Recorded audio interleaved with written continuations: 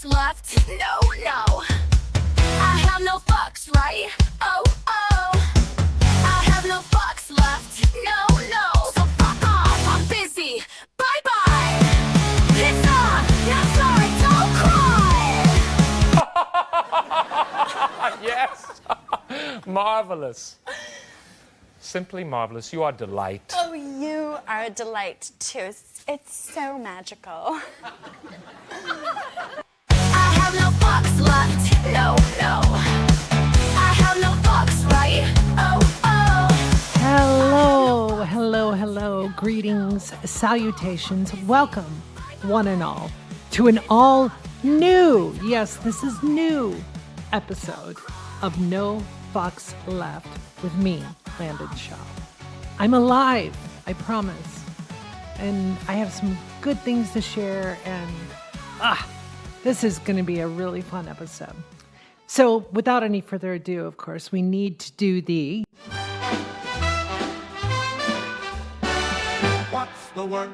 The word of the day. The day. What's the word? What And the word of the day is exactly perfect for my guest, who is Christianne Tisdale, none other than Broadway actress, reformed opera singer is how she says it. She is a brilliant talent, and I just love her so much, and I love her even more after this interview. And she's a delight. And so what better word for this episode than delight? Because that is what Tiz, as she is affectionately known, and as she told me to call her, she's a delight. She's just a joy. I can see why everyone just adores her. So that is our word of the day. You know what to do. Laugh, scream, sing, dance. Don't get a vocal injury, which you are going to hear about, that Tiz dealt with. Don't do that. We want you healthy. But have some fun, celebrate this crazy, kooky community, the No Fucks Left pod community. Every time you hear the word delight. Afternoon delight. Whoop. You guys have it, I think. Afternoon delight. I don't know, Ron. That sounds kind of crazy.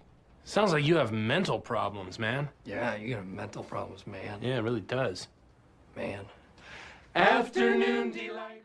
All right, so I just really quickly want to share with you all, my loyal fans, and I do know you're out there, and I thank you, why I had to do some re-releases in the last couple of weeks. And there was a method to my madness and why I chose those, and I will talk about that too real fast. But so for the past couple of weeks, I was too busy to be able to record anything because I was preparing for this, what is now happening. I am here, this kick-ass summer job that I have as a production stage manager at a phenomenal equity theater called Hope Repertory Theater in Michigan, Western Michigan. It's beautiful. I am in love with the town that I'm in, the scenery, the college, the campus. It's just, it's great. The staff is amazing. I want to welcome some new fans. Shout out to Alex, Nate, and Andrew. They are members of the creative team, music director, and choreographer, respectively, and Victoria, associate choreographer as well. They are the ones that are making this experience incredible, along with obviously a cast and a crew. Y'all, there's 111 people in this company. It's a thrill. And so I've been on cloud nine, and I've just been living my best life. So I apologize for not doing a podcast for a couple of weeks, but I had a really, really good excuse. But I really miss my wife a lot. And I miss my dog. Oh, I miss Suzu so much. But I am just so glad to be in my element, surrounded by brilliant artists, doing what I love, truly. So I'm excited because I get to do live podcast interviews from here.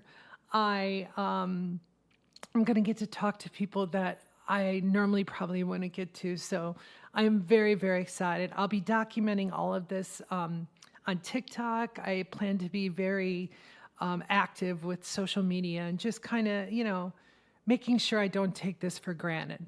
I think that's the thing that I keep telling myself every day is that I get to enjoy this. And it's a dream.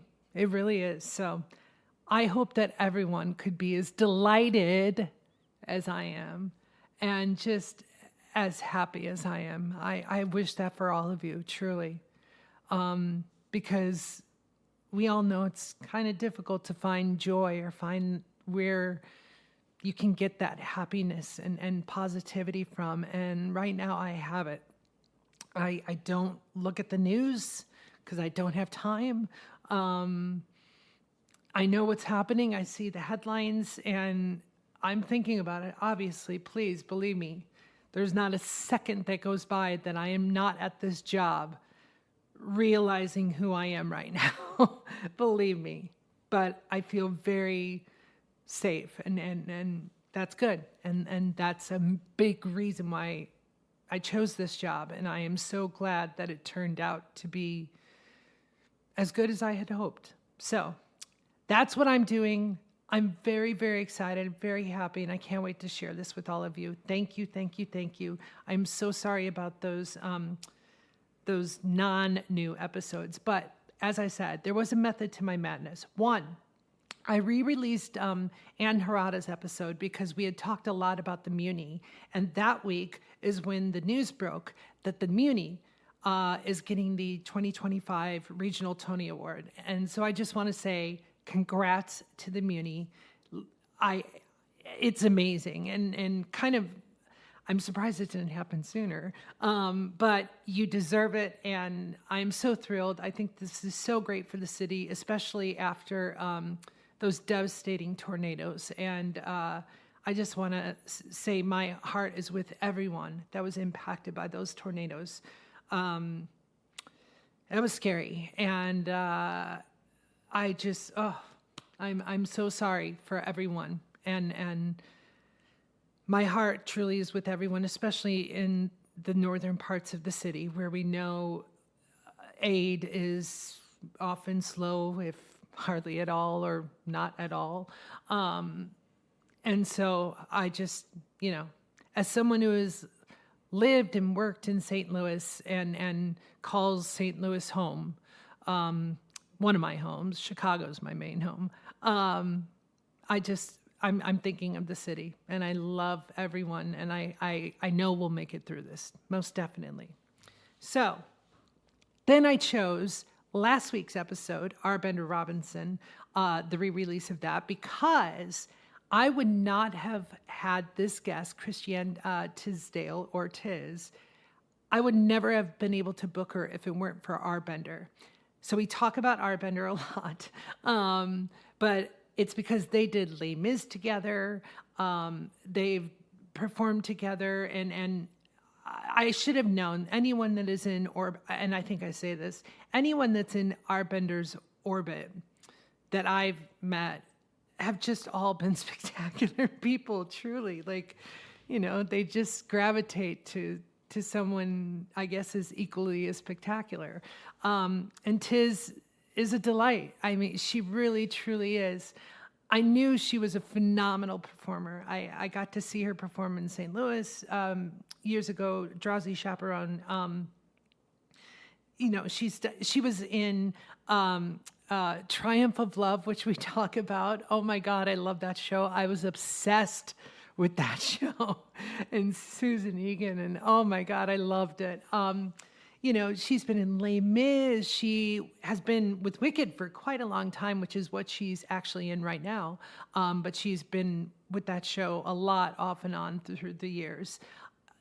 She's did Elf, just so many things. And then what I really probably love most about her, which is tough because of that talent, it's so spectacular, is she's such an activist for I mean, many things, truly, and that comes out, but just, and I'm obviously the LGBTQ community and those who are still suffering from the AIDS epidemic, but I just get this sense that she's an activist for humanity, which is, I know it sounds weird, but that's really what I get from her. She just loves people.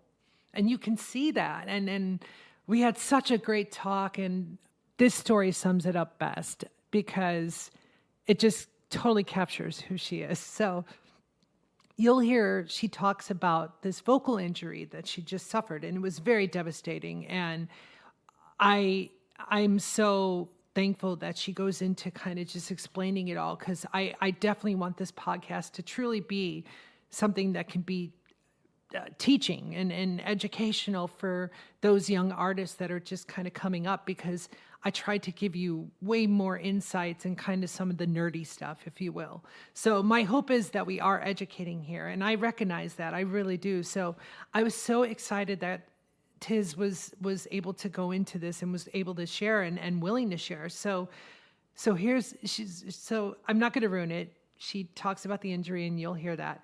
So then she says in the interview, I'll have to send you a picture of the injury. And I was like, oh, yeah. I kind of didn't expect it, although I should have, but I didn't expect it would happen. But like within hours, she sends me a picture of her scope, she got scoped, and she sends me a still picture of it. And so I'm going to post that to the Instagram, because it just captures how just lovely she is. And again, just a delight. Without any further ado, enjoy my interview with Christianne Tisdale. I would do anything for his love.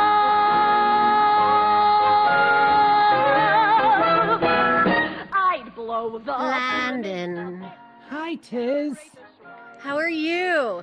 Good. How are you? I am good. Do you want a nature bath? That's what's going on behind me. Sure. Okay. No, that's perfect. That's perfect. It helps make the conversation work well. There's a beautiful background to your video.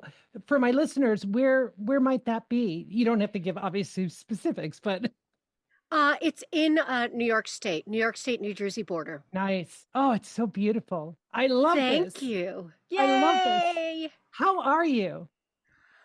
I'm good. My voice came fully back. Yes. Finally. It took 3.5 weeks for my injured vocal cord to become normal. I started using it again a bit about 2 weeks in. Wow. And then had a voice lesson about 3 weeks in. And then right before I was scheduled to go back to work, the hemorrhage cleared completely. I've been a Oh my professional God. singer for 45 years. Right. And that was the first time it ever happened. So, because I have a lot of listeners who are in the education realm or are performers, I would love to start there. Like you find out it's hemorrhaged. Take me through that process. What was the rehabilitation like? How did you diagnose it? All that good stuff. Okay, so I did not deal with it at all well in the beginning because I'd never had to deal with anything like this. Right. I had this little magic switch in my voice that if my cords even turned pink, I couldn't phonate. So they would never really get injured. Right. But I don't know. My doctor just looked at me, and she's always thought I should go into some kind of education regarding this because I've had such good vocal health and my cords look like a 16-year-old's. Oh my gosh. But what we figured out as we talked, because I was like, something is not right. Yeah. I felt on a Friday evening, the final note of the show, which is for me a high G sharp, and it's straight tone that then goes in crescendos and goes into vibrato. And it felt like, my voice shattered. Oh. It was a ridiculous crack. Oh. And felt like a buttload of phlegm fell on my cords. Just went boom. And I was like, huh, that's interesting. That hasn't happened before. And then it happened again. And then it happened again. I was like, wow, this is my brain. I went to Yale, damn it. But this is my brain. I'm like, wow, it must be a specific frequency in my voice that is causing the phlegm to move. And then my voice was getting smaller and smaller. And then I had a coughing attack. And I went out and I squeaked my way through 2 shows. We had a brand new cast. I wanted to be there for them. I wanted to be there for another colleague. Oh my God. And it was the second show that I looked at Dan Michike, our musical director, and my the wicked PSM, Peyton Taylor Becker, and said, I don't have much voice. I'm going to see the voice doctor tomorrow, or the ENT, the otolaryngologist. If y'all could just work with me tonight, I'm just going to go easy. They're like, fine. And at one point, one of our sound technicians came over and went, oh, you poor thing. Wow. Wow. Because there's all sorts of things that you have to be able to do to sing this show properly. And my voice wasn't able to do them. I had a high. I did not have a mix. And then I could do chest voice. I could only sing legato. If I had to stop and start, it would never get started again. Wow. And I went and saw the doctor, and hilarious, I could still phonate. And I will actually send you a picture if you want to see a picture of this cord. Yes, I would love to. Yeah, I can't believe you performed on it. Oh my God. Oh, I performed on it for a week, and it was just one of the chords. The other one was perfection. The other one was gross. Now, for anyone out there, a hemorrhage chord doesn't mean blood is squirting from your vocal cord. It's a big old bruise. Yeah. Yeah. And it was a big old bruise. And my doctor, because these can clear up in a day. These can clear up, but she was like, oh, this is not from coughing. And we worked back. Yeah. And she said, it's from that. That's when it happened. And she put me on vocal rest. Wow. Now, but I could sing while she was scoping me. She didn't do the nasal one. She went in through the mouth.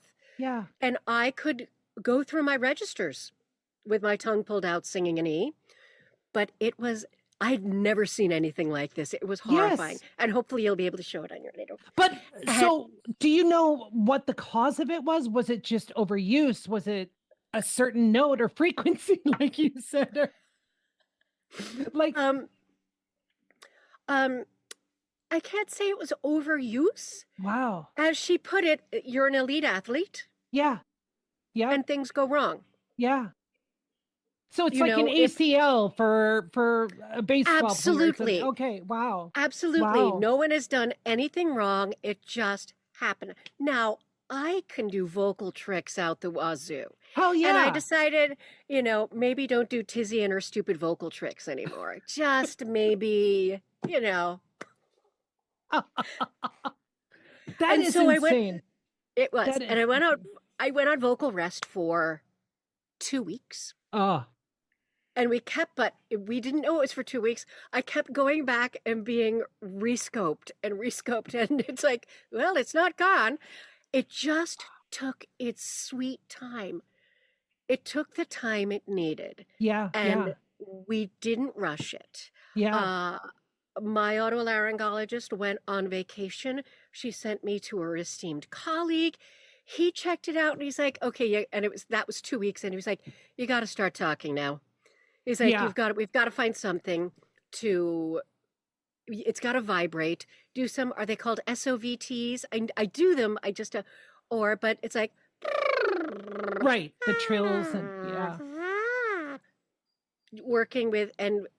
Working. And before that, I had been doing it silently with a straw and water. Wow. Yeah. Just to keep things vibrating a little bit.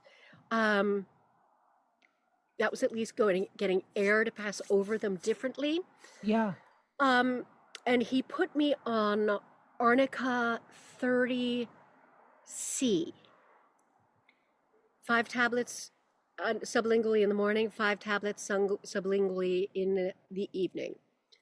And what is that I saw doing? him 5 days later. It was still there. Oh my gosh. But so much better. So much better. So what was the medication designed to do? The arnica is basically it's a healing property. Yeah. I think it helps bust clots. Okay. Okay. And we were specifically on the 30C because the injury, it always looked cute. Yeah. The whole thing never turned yellow. It just got smaller and one spot was bright red. So we always treated it as an acute injury. And the second time he's like, it's still there. It's smaller. It's stable. So I might send you back to work. What do you do again? Do you have a concert? And I said, no, I'm in Wicked. And he went, oh, it's not like it's closing next week. And you can just...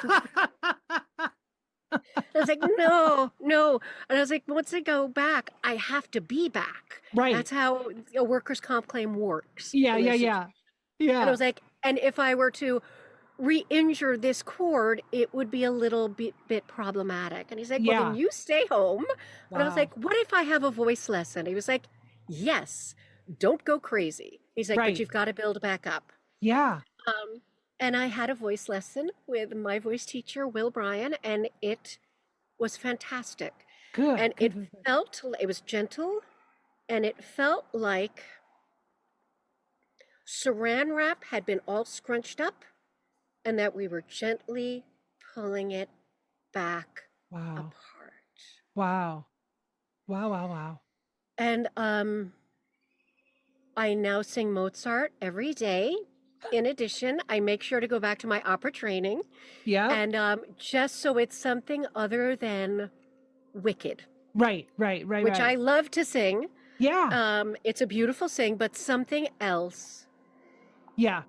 My voice. Yeah. And I have another performance coming up, which I'm so excited. I sometimes do work with a group called AHRC. A friend of mine founded our Broadway series. AHRC is Developmentally Disabled Adults. And their theater program is freaking great. I bet. And a number of us have been supporting players. And I get to play Mrs. Potts. Ooh. I love it. From Belle to Mrs. Potts. Mrs. Potts. I am so excited. And I love the woman who's playing Belle. And my friend, that is so cool.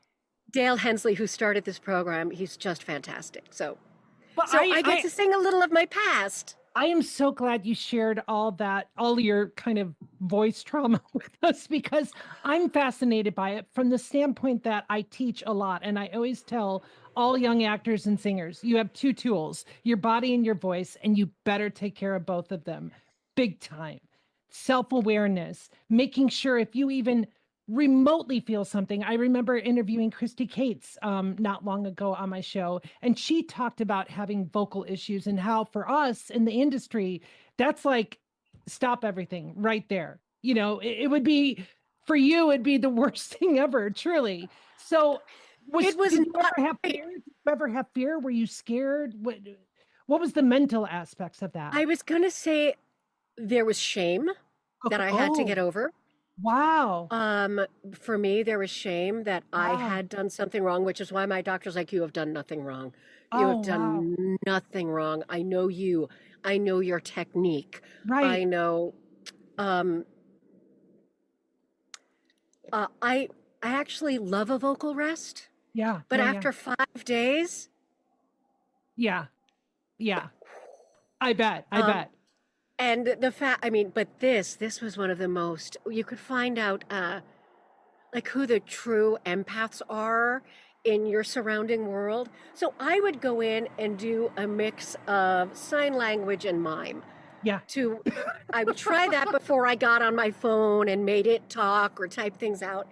Right. And there are people who know me as a verbal, oops, come back. This may be in wrong, which is why I fell out. I was going to say, I get the vibe that much like me, you like to talk. So 2 weeks of vocal rest is like hell, right? Oh, by the end, I was like, I got to get out of here. Exactly. But the people who knew me as someone who spoke would do, this was just fantastic. They were doing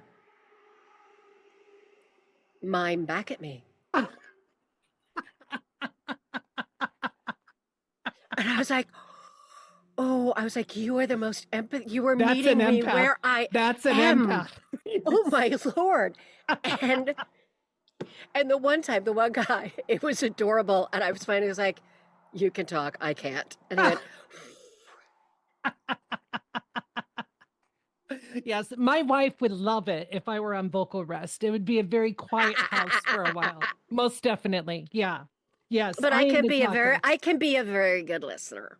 Of course, we all can, but we're born with the gift of gab, as my parents used to say. So, I love that story, and I think you are so incredibly fascinating. My research on you just led to so many different avenues that I truly would love to explore. But let's start at the beginning. You're a native of New York. Were you born in the city? Were upstate? Whereabouts? Born in Long Island, Glen Head, Long Island, Nice. and then Long Island. And listen, my very sweet, gentle father, who had opinions, Yeah. and quietly one of the funniest people I've ever met. I love it. He would, because my parents both grew up in Brooklyn. Oh, nice. But because he was like, you are judged in this world by the way you speak. Yeah. So, hey, anytime any of us had any kind of Long Island accent, just a little slap upside the head. A slap upside the head. And I will tell you, it wasn't until the last year of his life that his Brooklyn accent came back. Because he And wasn't I was like- focused on it. Yeah. I was like, what is happening? Wow. It was, yeah. Other than So the what- part where he died, it was fascinating, you know? Right. So what did your parents do growing up? My father was an electrical engineer, and my mother was an RN, and Okay. she was in that era. They were born in 1923, and she went to Hunter at the age of, she graduated high school at 16 with oh my God, what were the state tests at that time? She got a perfect score. She graduated Wow. at 16. She went to Hunter when it was full scholarship. And then she went to nursing school. Wow. And she was, at that time, the version of like a NICU nurse. Yeah. Wow. Yeah. And That's my amazing. father ended up in sales for a company called Johnson Controls. And when I was growing up, he was the head of the skyscraper division. Wow. So his big things were, the ones I knew of were Lincoln Center and Rockefeller Center. Get out. Wow. So we would go into the city and he'd say, this is mine, that's mine. And I thought we owned them. We did not own them. Oh my God. And I truly remember he was had to bid on the World Trade Center. Wow. And he had all of the blueprints at home. And he was doing that funny red wax pencil. Yeah. I was a yeah. little kid. And he got me trained in where to put these things. But Holy he knew that he didn't want, the Teamsters were essentially saying, if you bid and get this, okay, we're going like this now, because that thing's going to fall out. That's the whole time. right. No, I got to hear you. I'm going to fuss. That you would not be getting another bid in the city for a very long time. Oh, gotta So- love those Teamsters. So he overbid because he had to do a good job but didn't want to do it. Wow. But boy, was he surprised when they went down. Yeah, I He bet. was, Oh, but I'm going to go this way yeah. because that was the day I met a recent interviewee of yours, Anne Harada. Yes. Oh my God, I love her. We met on 9/11. Wow. We were starting rehearsals for the pajama game at Baltimore Center Stage. Mm. And I was on a train when all of that happened. So I got off the train and was like, was there a terrorist attack or something in New York? Because people were like, bop, bop, bop, bop, bop. But beautiful Irene Lewis didn't want us sitting in our apartments freaking out and watching TV. And she had us come into rehearsal. Oh, And she rehearsed us all day. And our phones had to be away. But during breaks, we could pull them out. But if it was too hard for anyone, they could go home. Wow. And someone did suffer some major losses that day, but she was determined to stay because she found comfort in that group. Wow. So that's my tangent. And I think you're gonna a story like and you're that gonna have just me going. shows. Oh, sorry, go ahead. No, you go. No, and then at some point I'm going to go on Arbender tangents because he's one of my favorite people in the world. Oh, and we could do that forever. But I was going to say, like, just that story alone shows this magic and this power that we have in theater and the ability to work through like things like the pandemic, 9/11, AIDS, the AIDS epidemic, that beautiful article you shared with me where you really recounted a lot of that. And I'll be talking to Kevin Chamberlain about a lot of that period of time, because I really want to bring that more to my audience, that whole just saga is just incredible. So isn't it unreal how as actors and artists, we somehow can still manage to do what we love in community and in concert when we're also dealing with such huge things, like not even just personal things, but like 9/11 events. Exactly. And even what we're dealing with now politically, like I just think what's happening? Exactly. You're like, oh, really? Tell me more. I just think it's really kind of fascinating that at the end of the day, people think what we do is kind of fun and trife, and I get that, but like the ability to still get together and rehearse, knowing that the world around you is just collapsing, that's powerful, is it not? Do you feel that? It is. I absolutely, and I can't even elaborate on it because you put it so beautifully. And I'm sorry, my little dog is going to be barking in the background. Totally love it. I love it all. Truly. Hopefully he'll come on camera. It's absolutely true. And this is what I'll say about the group in my dressing room over at Wicked. We are 100% committed and capable and easily do it of meeting one another where we are any given day. Yeah, absolutely. Because that's how it works. Yeah. And if you want anyone to do anything, get a theater kid. We will make it happen. Yes. I agree. And I know people think we are trivial, but the stories we tell and gathering people in it was Stephanie Zimbalist's, she would refer to it as her church. Yeah, that's how I feel.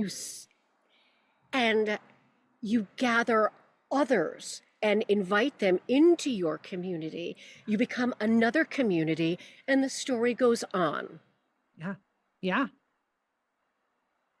I know. And that's how, speaking of Arbender, that's how the magic just kind of keeps going. Is Arbender and I did one contract together 26 years ago, whatever the case may be, 6 months. But I feel like to this day, I know everything about him, that we've basically went through hell, even though our experience was not that bad. But we've always been a constant in each other's lives.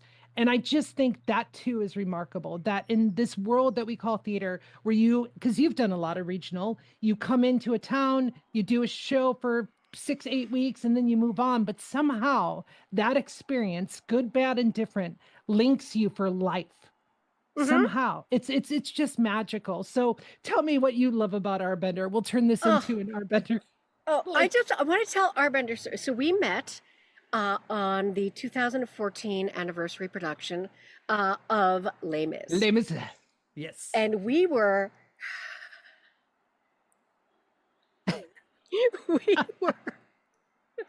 paired up, which is not always, I mean, it's perfect, but the trouble we could cause just by being us. We were, if you remember the production at all, yes, in Thenardier Inn, we were the ones who went up to the top and had the sex. We went up to the top of the inn and had the sex. And we at one point during rehearsal realized that no one was paying attention to us. Oh no. So we just started going started to get graphic.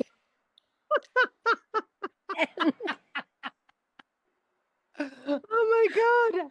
I can't picture Arbender doing this. I can't for some reason. No, it's just not at all possible. And the time where they finally got it was when my feet were basically crossed behind my head and Arbender's head was in my lap. Oh my God. And you hear this English, oh no, no, no, God. We were both like, too much? Sorry, we thought we were in Book of Mormon for a second. Oh my God.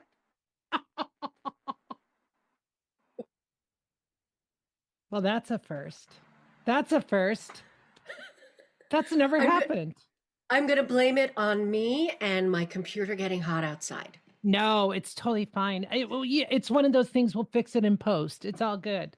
Totally good. I think you were, and all I knew is you just kept laughing and laughing, and I'm sure my video camera was going all over the place. And then I could just see little bits and pieces of you moving, and I was like, oh gosh, what is going on? It was wild.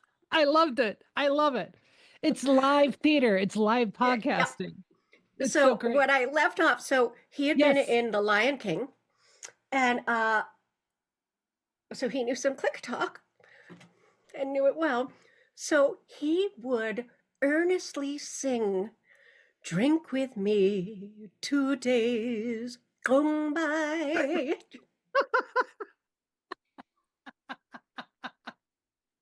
And then I would try to sing it back and mess it up completely. And oh my God. And you've worked with him, so you know when he gets the giggles on stage, what he does is goes. Yeah. All I have to do is hear, and I'm like, oh my God. Oh. But there was one day we heard a commotion in the mezzanine, and it was terrifying. And I'm like, okay, you clear the way, and we thought it was a terrorist something, and I'll grab Gavroche, and we'll just get out of the building. And we're basically counting down like 10, 9, 8 as to when we were going to go. Oh my God. It calmed down. It turned out someone had done too many drugs and was throwing up in the mezzanine. Oh my gosh. That's insane. Yeah. That's wild. That is. But we had it was just such a full and loving working relationship. I bet. And the day he left, I had a big hood, and we're all singing Happy Trails on the stairwell, and I just have my hood pulled over my face, and I'm sobbing, just weeping. Yeah. Oh, I can imagine. He's one of those people that I really do think of him in this regard, much like Gavin Creel. Like he's just this light. And if you are able to be in his orbit, you're a very lucky person. And I know the same is true about Gavin. And again, it speaks to this amazing community that we have where like you and I can never have met officially, but like we have this strong link that I've just felt a connection with you from day one in talking since we both knew Arbender. It's that idea that like since we were both in his orbit, then certainly we have to be kind of, you know, this beautiful mesh of artistry and humanity, because that's what he attracts, you know. Yeah. And let's circle back to Gavin Creel, who also worked with AHRC and our Broadway. There are clips out there of him playing Peter in Peter Pan that are magic. And everyone in his orbit that day felt that magic. Yep. Yeah. Yeah. So I would love to know, just because I think it's fascinating. You have such a strong background in opera, and I know in your bio you even say you're a reformed opera singer. So, like, how did opera come into your life, and why did you kind of leave it for musical theater? It came into my life. I was an alto. I did not know what a head voice was. Yeah. And then I was cast, this is ridiculous, as Lady Larkin in Once Upon a Mattress. I wanted to be Fred, but my friend Mary got to be Fred. And I'm looking at this, and my father, who was just like, you have never sung soprano. You're not going to stand up and do that in public, not knowing how you can do it. Plus, you're not going to play a pregnant person. I forbid you to do this. And I stood up, and as Arbender put it, he's like, you advocate for yourself like no one I've ever seen. And meanwhile, it terrifies me to do it, but I do it. And I was like, no, they're counting on me. Ba, ba, ba, ba, ba, ba, ba, ba, ba. And I did it. And then I was like, oh, soprano's fun. And I went to a summer camp, and all of a sudden I'm singing Amal in the Night Visitors. Right. I am singing these Schubert leads, huge, something im der Felde. And the teacher looks at me and goes, you should be singing opera. And from that one person, I then went on to study opera and got into a couple of conservatories.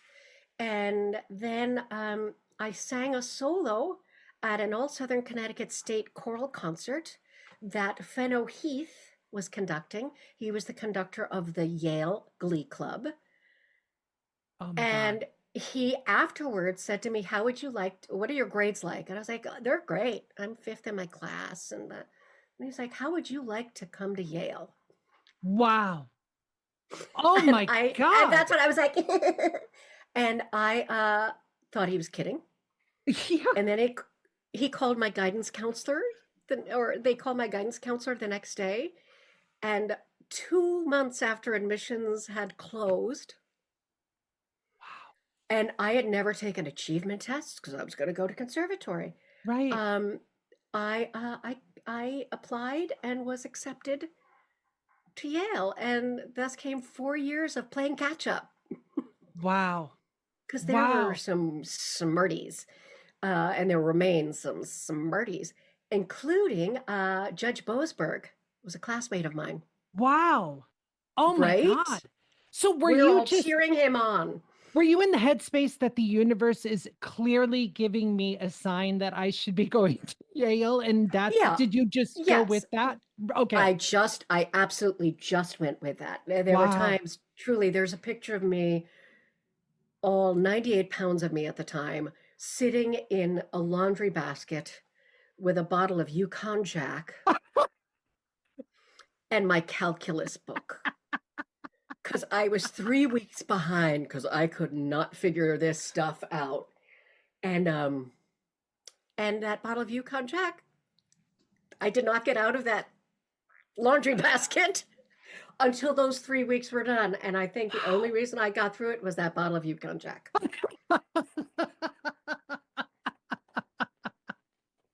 My God. But talk about like just... Again, many of my guests have said that idea of just saying yes, and that idea of just being open to anything that comes your way. Absolutely. Like you're standing there one day, you're an alto, someone says you should be a soprano and sing opera.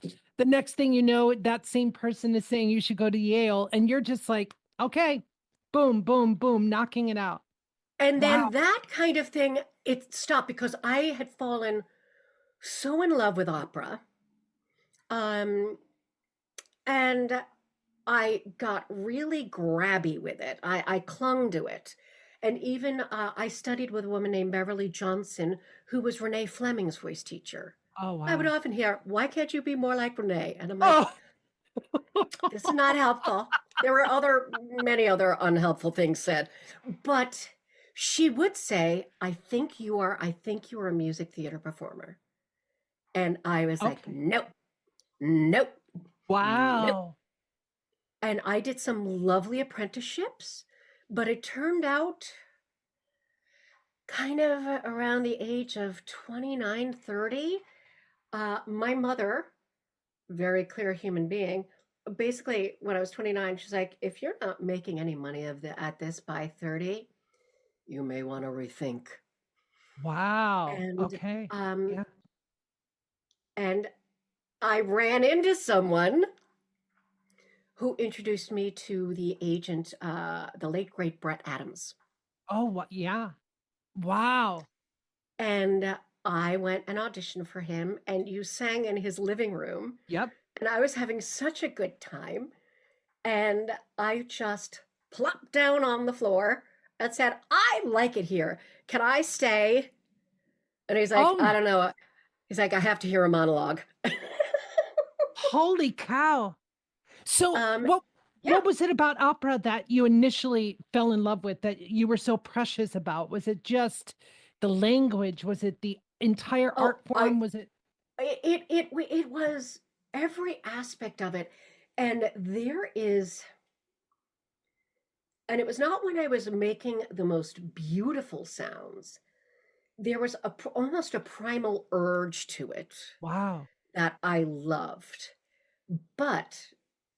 And what made me also fall out of love with it was I felt that if you had an ugly emotion, you should be able to make an ugly sound.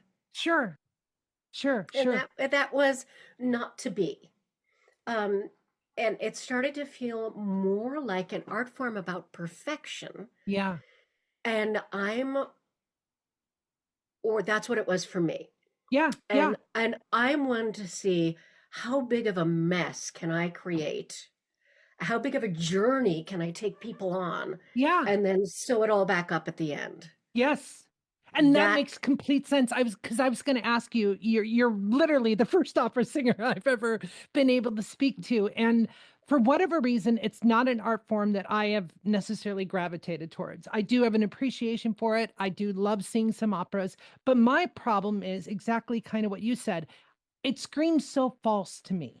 And I'm always even before I've been my authentic self, I was always on a path of trying to find authenticity. And I think it's because when I would see and hear opera and see a performer, it was always about the singing and not the performing.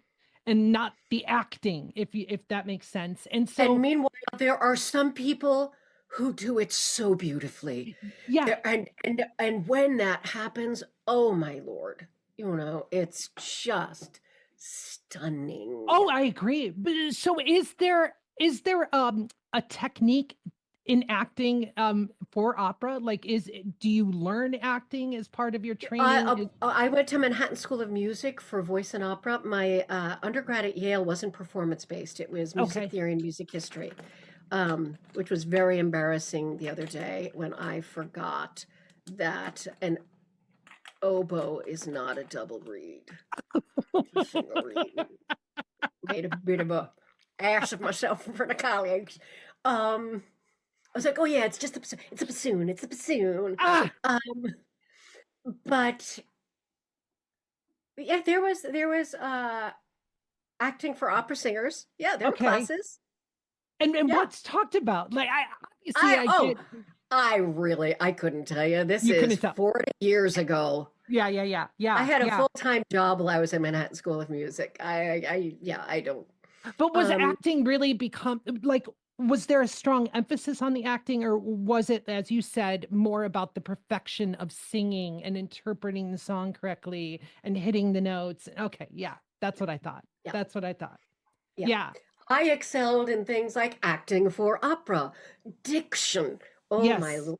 I've got to stop saying "Oh my lord." We had Nico Castell from the Met was our diction, and he was fabulous. Yeah. And he loved me because I could sing pure E vowels up high. It's just the nature of my voice. Wow. Yeah, there were whole aspects I loved, but boy, when I left it, and what I'm left with is when I left, I actually started doing theater, music theater with opera companies. That makes sense. So I did West Side Story, Yep. Maria with Augusta Opera.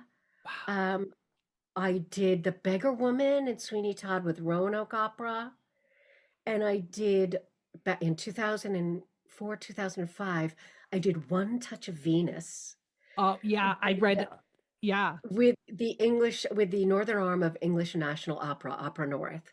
And that was one of the best years of my life. Oh, So I could still get that primal, I am the loudest person, and I can Right. still feel a 2,500 seat house unmiked, wow. that primal urge, but with, So I would have theater. to think that training in terms of like the diction, the breath support, the really knowing how to use control and diaphragm and all of that, that probably has only made you a more remarkable musical theater performer, right? Well, thank you. I would hope so. Yeah, right. Because like those are the things that we don't always think about in musical theater per se, Right. that I would. And I would certainly hope that everything has contributed to my vocal health. Oh yeah, for sure. Yeah. For sure. There's no way that you could have the career you've had without all of that. So again, I think, and I come across this a lot with more in the dance realm, where you have dancers who were in ballet, very committed to ballet, wanted to go to ABT, but for whatever reason didn't have good feet or didn't have, the lines that they wanted. But that training fundamentally crossing into musical theater becomes something that they're just like, oh, well, it was worth all that hell to go through because Right. now transfer that to musical theater. Now they're above everyone else in terms And of probably training making and more money than the core of.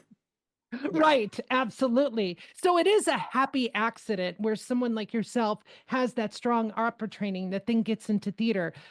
Were you floundering when you were going into the musical theater world? Did you feel lost a bit, or what was that journey like? I had to take, because I'd also developed quite the mid-Atlantic speech pattern. And this is on a USC vocal symposium recording, but I'll say it here. Beverly Johnson once told me for opera audition, she's like, speak as little as possible. You have a stupid speaking voice. Oh my God. Oh, That was not helpful. So I had to get over that in a huge way. No, there were aspects, sure, but kind of once I started doing it, it was 2 years, I guess, doing it Okay. before I booked Beauty and the Beast. yeah. So Okay, that's not so okay. very long. Sure, sure. And yeah, I just kind of, and my first equity job was a Sweeney Todd down at North Carolina Theater with Terry Mann as Sweeney, Colleen Fitzpatrick as Mrs. Lovett, Joanna Glushak as the beggar woman, me, lovely David McDonald as Anthony, the late great David McDonald, Marty Moran as Toby. I don't know if I know that. Oh, Martin Moran. Okay. You will know exactly who he is. Okay. And then you will want to know exactly who he is. Right. We're all making $500 a week. For me, that is a huge amount of money. Of course. And yeah. Wow. It was magical. And it was directed by my remaining friend, Scott Lefebvre, who was the PSM for Nikos Sakaropoulos up at Williamstown Theatre Festival, who also founded Circle in the Square. I studied with Nikos at Yale. So it all. So I would have to imagine that as you're training in opera and you're immersed in the opera world, you didn't necessarily envision Broadway. You didn't envision the Lunfontaine and things like that. What was that like opening night? Belle, Beauty and the Beast. You're like, well, take me there.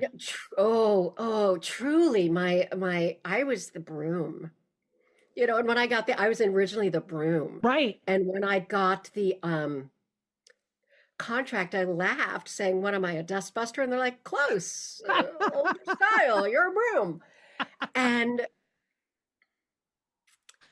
they had me rehearse for a month because I was understudying Belle. Right. But mostly because, and they all thought I was 31, 32, but because no one knew me, they thought I was right out of college. Yep.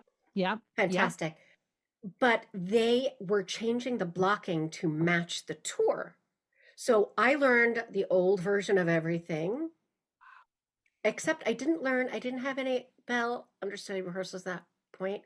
And then they taught me the new version, like, and I'm just kind of doing my thing.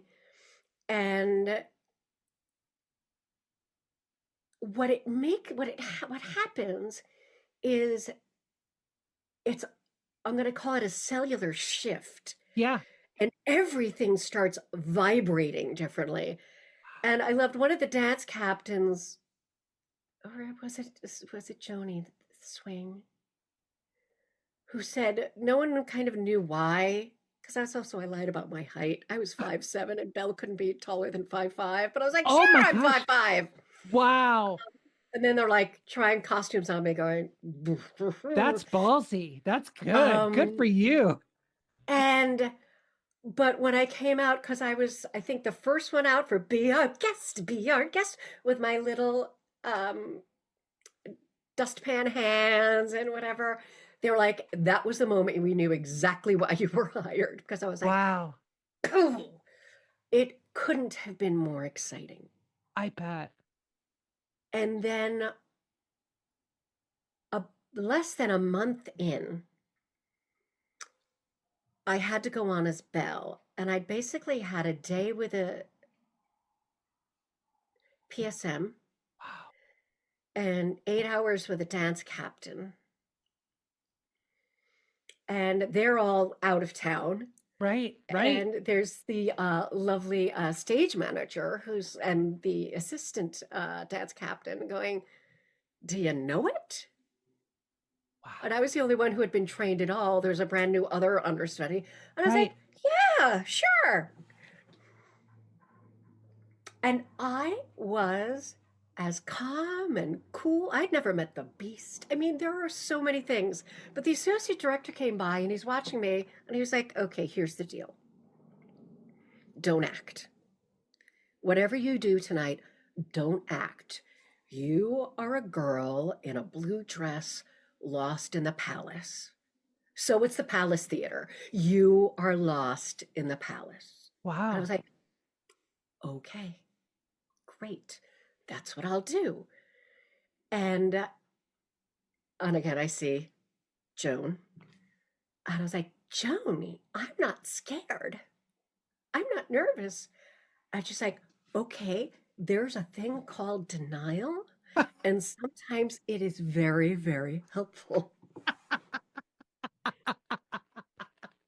was like, okay. And the only thing I asked for was that Michael Kozerin was in the audience. Because, I mean, not in the audience, it was in the pit. Because I didn't know how the traffic signs, so where dialogue stopped and started compared to the music, I had never had any training in that. And I really didn't want to screw it up. Right. I call them stop signs. Some people call them traffic signs. Yeah. So I go up And you're standing behind this thing and you're the only one there and you've got a basket. And it is the most out of body experience ever. I bet. I just was like, I will just do this. But they're all having heart attacks because there are all of these open traps with smoke coming out that I didn't know about. And I was within, like, I was basically about to be stepping into all of them. And I'm like, just doing the thing. I didn't mess up any lines. I'd never done Be Our Guest with anyone. Wow. Or with those, you know, that was when the stairs came up. Yeah, with yeah. With the beautiful spoon girls. Wow. I had never run over the rug. I'd never done it with Leroy Reams. Oh. Imagine Leroy Reams. Mm. But I was kind of at that moment, I was kind of like really fucked. And everyone knew it. But I almost killed a line of dancers and sent them careening off the stage, but they all survived. But there's this beautiful moment, and I will remember this till the day I die. Beautiful moment where they're all singing while the candle light's still glowing. Let us help you. We'll keep going. And Belle is going like this with the, you know, candles that have popped up as footlights. And I turn around and there are these people who've been with the show for a year. And they are absolutely meaning what they say. Oh my God. And so the next thing is course by course, and you turn around like this, and I turn around and I am heave sobbing. I bet. Just kick line sobbing. We go on. We do the show, but there'll be things like Tiz, because now they realize I don't know how things work. Like, Tiz, we would like you to speak up. The mic is having trouble catching. I'm like, okay. Tiz, do you know how the magic mirror works? Yes, it's magic. And they're like, wow. No, push a button. I'm like, okay. Theater magic, of course. Come on. It was like the first $10 million show on Broadway. And I'm like, exactly. And then, do you know how the transformation works? Oh, I was going to say, like, sure. I was like, yes. No, there's no way. No. I had no idea. And I still won't talk about exactly how it's done because of course, I tried to you're be not allowed to. Cool about that. I signed something. Yes, exactly. But I believe if there had been a camera on me, the word fuck was just right there. I'm like, fuck. You know, I knew how to take his beastness off, the things I was supposed to do. But then when he started, I was like, I was like, wow.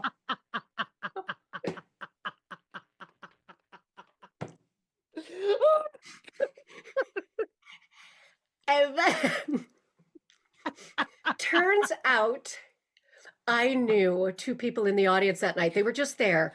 Two people I had trained in box office management from Yale School of Drama. They knew more than I, but I was like, I'm training you. And I ended up going out for beers with them later. And they were like, Tiz, was this your first night? I was like, oh, yeah. And I said, how could you tell? And they said, well, at the very end during curtain call, your knees buckled and you looked so relieved. But I was just kind of like calm as a cucumber all night. And everyone was weirding out. And then the stage manager came into the dressing room. And at this point, I think I'm in a dance song. And I'm behind a chair and he comes in and I'm like, just wailing. I'm like, fuck you. That was the scariest thing I've ever been through. What happened? He's bet. And he was like, okay. And he's like, so just so you know, all the producers were here tonight. And I was like, oh, fucking come on. Get out of here. Oh my God. Because the first month they can still fire you with no cause. Oh Oh, But they were no. he's like, they were very impressed. I'm like, okay. Yeah. Wow. And then Oh the my next God. day I bought roses, red roses for the rose in the show for everyone because Oh, they had been so kind. of But all they the were, shows, I mean, that show is a juggernaut, as you know, of all the shows to have to just be like, it's my there you first. go. I know, like, wow. Oh my God. It was a very sweet evening, and it did change my life in a huge way. I got to take over the role later. And it was and work with dear beloved Jeff McCarthy so Oh, closely. Um, I love him. Love him. yeah. Um, so technically proficient, so huge hearted, and Yeah. that voice. Oh, I know. Oh, Yeah. Yeah. so that's my Beauty and the Beast story. Wow. That is a story. That is, uh, they need to capture that forever. I mean, obviously I've captured it, but You holy just shit. captured it forever. It It is. was, That's the story to end all stories. I but it was love it. denial. It was 100% Oh, denial. it had to be. Had to be. Again, what we do is crazy enough, but then you take all of those circumstances and everything working against you, and somehow you have to go perform for a bunch of people that just paid $200 a ticket, and they Right. don't And give a meanwhile, fuck I about was your brand, story. yeah. And I didn't, it was only $65 then. It's Okay. kind of a lot. Yes. And that was a lot of money then. Oh, But yeah. Yeah. I was so new to the industry that I did not know What you I didn't could have know. said no. Yeah. Yeah. I could have Yeah. just said no because I'd never had a put in, Right. Right. never had a run through, yeah. Oh, that story exemplifies the fact that, again, no matter what age you are, no matter how long you've been around, there's just this kind of assumption that, oh, you're here, you know the deal, and you're just really on your own many, many times. You're And yet doing the there were hustle. so many. I mean, Right. truly, the day before, I sat in a park and I didn't know I was going on the next day. Wow. But my dear friend Sean Sullivan, with whom I'd done A Tale of Cinderella, I went through a real princess phase. You And I, did. You and did. I now have my princess potty. It's all of the princess stuff is in my bathroom. But Sean and I sat in Central Park. My head was in his lap.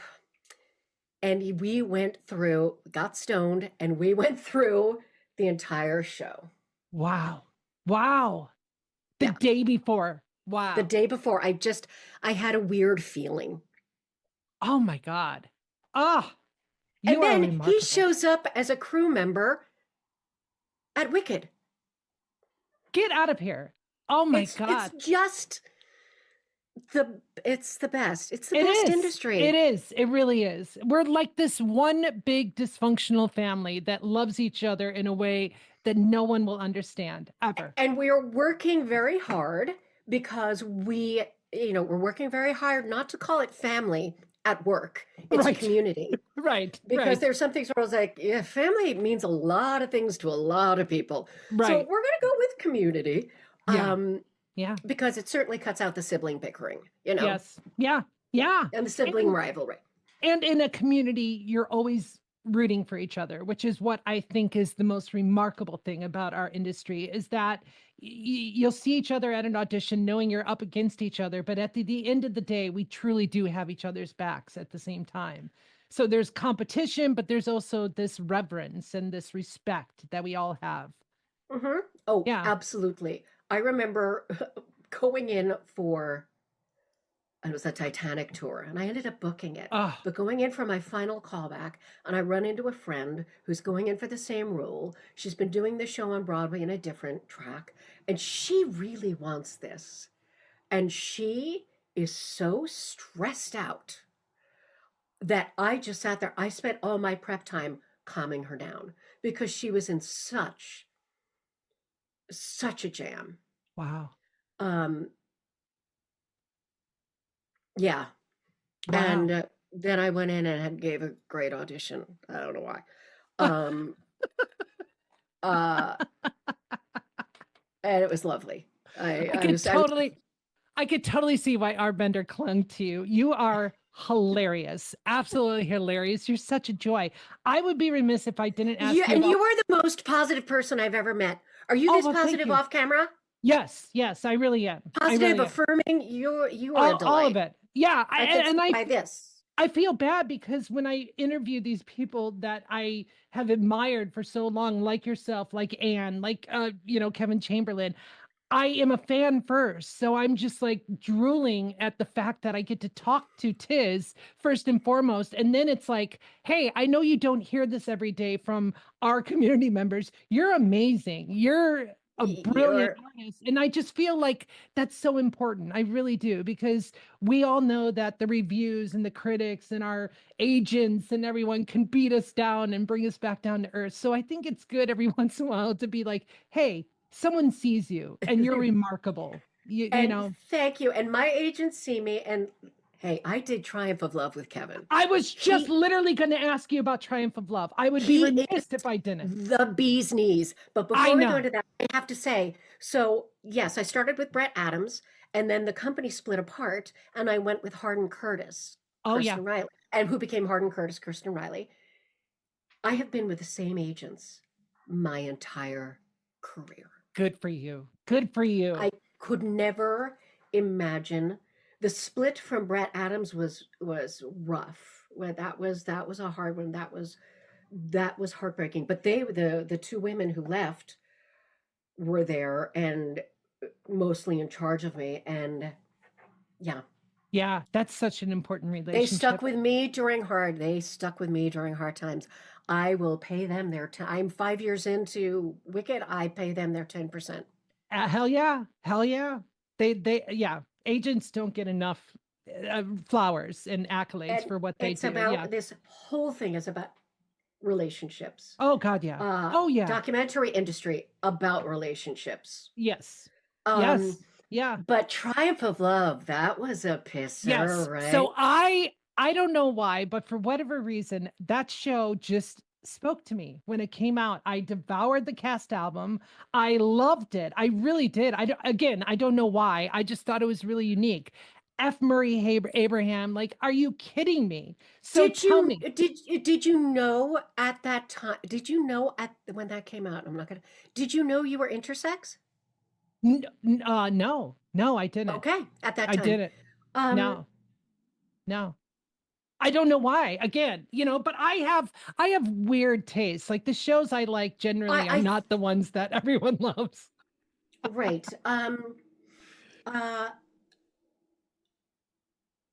There is something about her doing. I would do anything for him. Anything. Yes. I swear. Yes. That there is something about her doing anything she can, and it's not for him, it's to live her life to the fullest. Yeah. So she becomes, and it's an act, but she becomes quite gender fluid. Yeah, and maybe that is what it was. Yeah, I don't know. I'm going there. If it's wrong, no, I love that, and I haven't really obviously thought about that show in a long time, but in my research I went, oh, I totally forgot she did Triumph of Love. Holy shit, that show spoke to me. It was the best time. I went on. It did not last long. Right. If we didn't have to switch theaters, it would have lasted longer. Yeah. But it was going to cost $1 million. Art was coming in. Yeah. But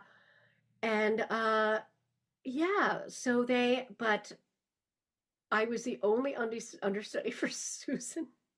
I know. And I remember, and the only understudy for Nancy Opal for a while. Oh my gosh, wow. And I remember going, I was like, listen, it's my dad's birthday. It's a big one. I got to go to New Haven. And the first thing that happens as I'm getting on the train, I'm released. They're there. I'm on the train. And I think Susan accidentally, they both got hurt within the first 5 minutes of the show. Oh my God. And I'm on a train to New Haven. But I went on that first time with really little rehearsal, and they were changing the show constantly. And they kept raising the keys, so Susan would be hitting her money notes. Oh my God. And her money notes are not my money notes. Right. She has an extraordinary mix. Yeah. That. Wow. But I truly, that was a princess. That was I was thinking on my feet. I bet. That was that one was terrifying. Yeah. And it's the role is the size and the size and sing of Elphaba. Yeah. Oh yeah. It's huge. But I remember the one, and I didn't get to rehearse it, it's a big wraith stage and you're on this topiary, but I had to leap off the topiary onto Chris Sieber's back. And then we fall forward. Oh my God. And I was like, and for the second one, he's like, I hear, you need to get on Chris faster. It's a little weird. I'm like, okay. Try not to kill him. But the first two times, oh my God, F. Murray Abraham. What? Oh, I know. What? So delicious. Oh. And Michelle Pock was on for Betty Buckley, the first two shows. And I love Michelle so much. But right before that performance, I said something along the lines, and this wasn't true, because I had gone up in Twelfth Night the summer before and just created an entire speech in vernacular that was terrifyingly bad. And the young people on stage were like, I think Tiz is having a stroke. I think Tiz is having a stroke. And my friend Alan Souza, brilliant director, goes, no, Tiz went up. Wow, this is fun. Wow. I was Titania and things just got messy. Because two of the speeches start exactly the same. Right. Oh, yeah. It all starts with come. Come. And I was like, come. Woo. But I, for some reason, told F. Murray Abraham and Michelle Pock that I don't go up. What madness is this? So they both said, good luck. We're not even going to say break a leg because you just screwed yourself there. Yep. So we're doing the number, you may call me Fosillon if you would care to. Yeah. And I went up. And I still maintain, I'm still notoriously bad when I go up in a song. I have just scatted in Wicked. Oh my God. Just speak gibberish. She does half the time. Madame Marble does half the time anyway. Exactly. But I went on up on the row on a rose, full blown, full flower. I went up and just kept going, a rose, a rose, a rose.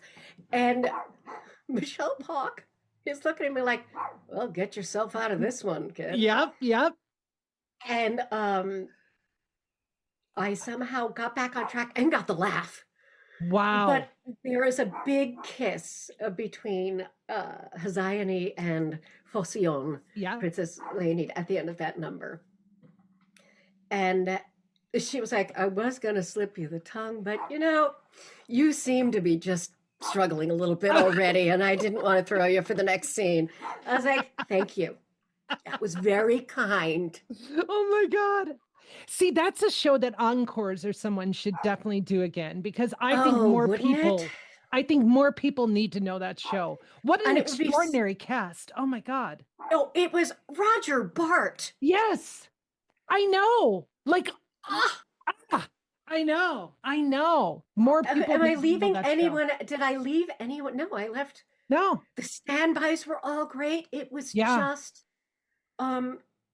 it was a little nutsy, but it was great. And poor Kevin has a history of doing some of those nutsy shows like Seussical and Triumph of Love, which I can't, again, wait to talk to him about. Because, talk about someone who's been in the midst of these big shows and then everything is just collapsing all around you. I can only imagine what that's like. Do you want another story where you're, Yes, because this is the story I that love I will. stories. We interviewed Roger for the documentary, and this was brought up. It's not on camera, but he talked about it with Oh, so when I say I was under rehearsed, I was the first.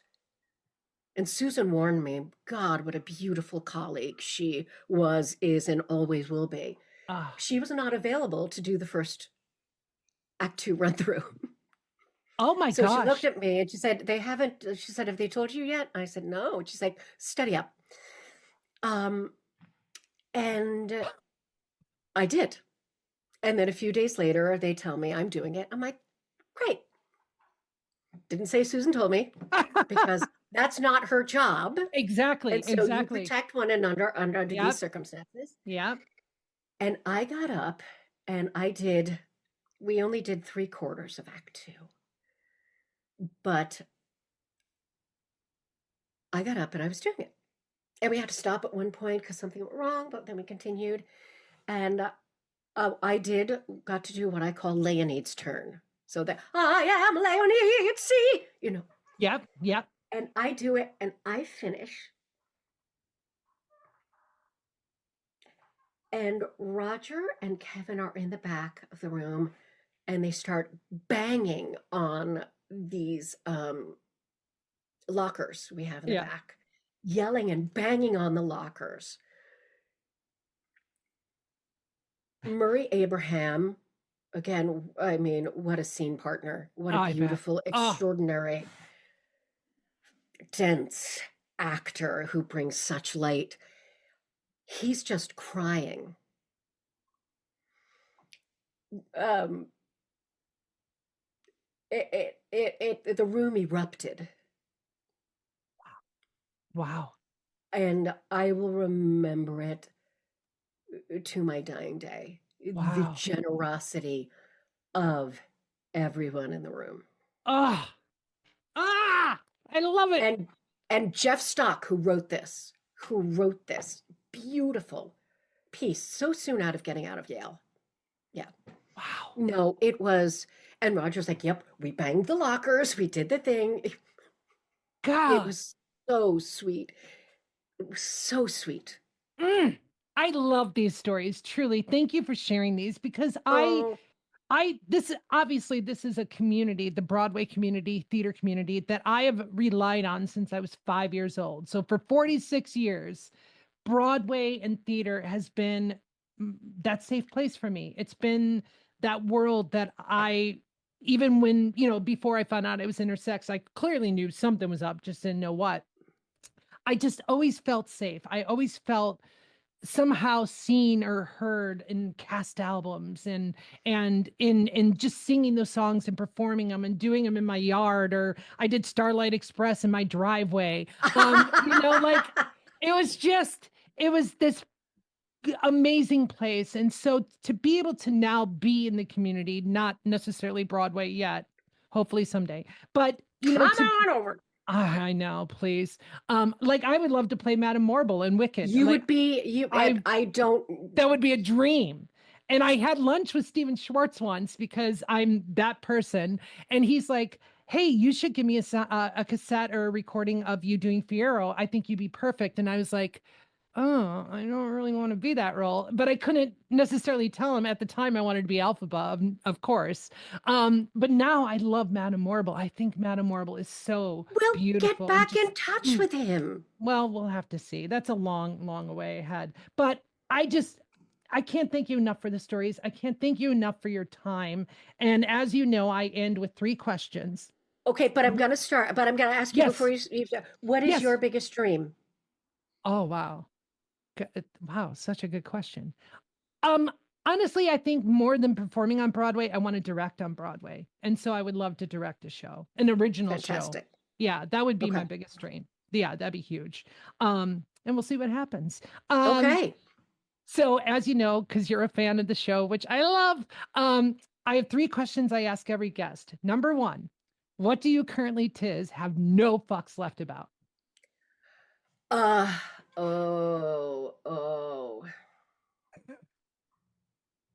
A loaded question, I know.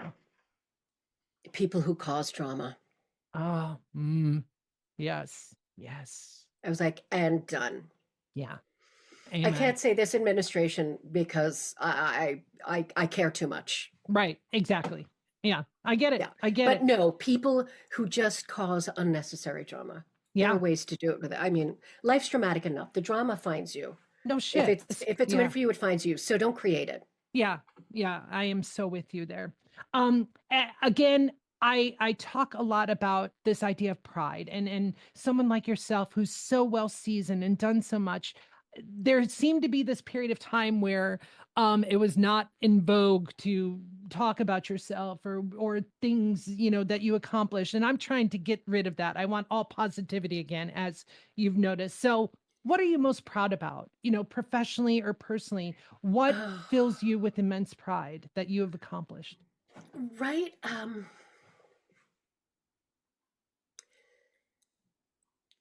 Personally, right now, it's that I am in pretty intense analysis. And I am so proud of the way I am making life easier for me and work for me. Yeah. Is that okay? Yeah. You love that. I'm like, is that okay? Yes. But I can see that. I can see that in you. I really can. You have this glow about you and then an Thanks. energy. This started right at the beginning. This analysis started right at the beginning of the pandemic. Wow. Yeah. We've been through a lot in the last couple of years. It's insane. I know. And so I don't know how anyone is getting by without being in analysis right now. Like, I Who's want to meet that raw-dogging person. this? Exactly. Show me that person and show me that they think they're okay. Come on. No way. And I'll close with this. What is one little nugget of wisdom or intuitiveness that you've learned along the way that you never miss an opportunity to pass on? Oh, this is,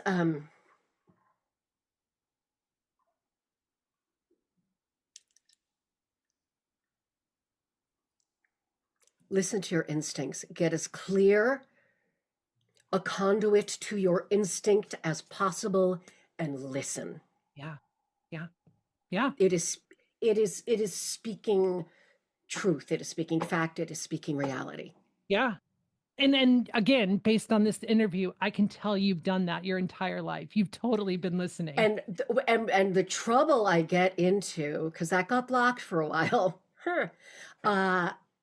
And anytime I'm in trouble, it's because I did not listen. Yeah, I believe that. I truly do. And I didn't understand the power of that until my own life and my own listening and inviting that in. So, that resonates with me so much. Well, I adore you. I love you. I adore you. This has been a treat. Let's do it again without cameras. Yes, or not yes. without guests. Fucks left. No, I have no fucks, right? Oh, I have no fucks left. No, so fuck off. I'm busy. Bye. Piss off. Not sorry. Don't cry. Well, that's it. That is a wrap on an all new episode. I hope you enjoyed it. Let's see, what did we learn? We learned that I'm ecstatic right now and I'm living my best life and I am so happy. And I can't wait to do more podcasts from here because the mic sounds phenomenal. So you know what to do. Before we go, we need to take care of yourselves, take care of each other, and always, say it with me, lead with love. See you next week. Bye-bye.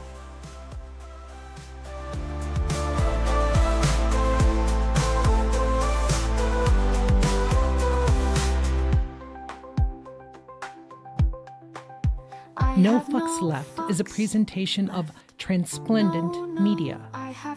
The host and creator is Landyn Shaw. Logo and graphic design by Wally Spence. Our intern and project manager is Ryan Balmer. If you'd like to interact or connect with the show, be sure to visit our website at nofucksleftpod.com.